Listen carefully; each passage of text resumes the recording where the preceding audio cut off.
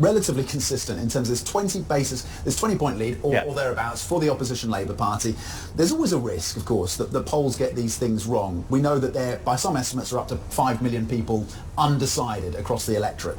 How confident, what is your level of confidence in terms of the polling and in terms of how things play out post-July the 4th? I mean, what I would say is we could have the biggest polling mistake ever and Labour would still win by a comfortable majority. They're so far ahead. So I'm relatively confident in that sense because not only have the polls been consistent in the campaign, they've been consistent for months now with that 20% lead. And yes, there are uncertainties. There are uncertainties about the don't knows. There are uncertainties about turnout. So there can be some wrinkles, but the scale of the Labour lead, I think, makes it so that 5 million in terms of undecided is not a wild card in your view? I mean, it is a wild card because obviously it will help determine the size of the majority, and there's a heated debate about whether the majority of the don't knows are Tory 2019 voters.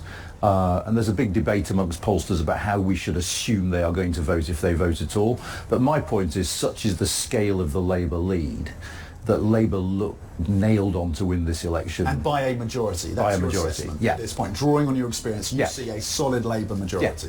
What is that, above 200 seats or around the 200 seat mark? Do you have a kind of a number in mind? What are you That's where the uncertainty comes in, because so much of this, at the moment, what is striking about the Labour vote is it is incredibly efficient. That's to say, they are doing well where they need to do well. They're not doing so well where they're already sitting on very, very large majorities.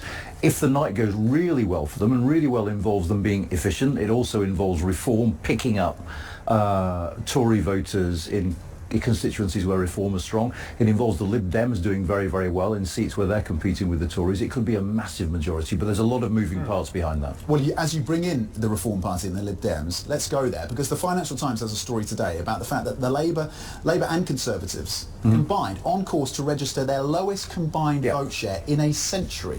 What does that signal to you then about how the political landscape here in Britain is changing and shifting? Well, it's been changing over a long period. If you think back to 2015, UKIP, which was the sort of forerunner of reform, picked up 4 million votes. The thing is, because of our electoral system, those 4 million votes only yielded one seat. So this fragmentation... First past the post versus a proportional representation. Absolutely. So this fragmentation has been going on for a while. The large parties were losing vote share in the run-up to Brexit. And then what happened was the two Brexit elections we had, 2017 and 2019, consolidated them. So in a sense, what we're seeing is a continuation of a trend that started well before 2016. Okay, that's really interesting with the context on that front. We talked about the target for Keir Starmer, saying he wants to see 2.5% growth for the UK. And then the Institute for Fiscal Studies, critical of both Labour and the Conservatives in terms of not giving enough detail as to how they get growth back and how they fund it. You've talked about key policy challenges that have not yet been properly addressed. What are those? Well, for instance, I mean, just taking the line from the Institute for Fiscal Studies, both parties have been very, very quiet about some incredibly difficult decisions that await them after the election.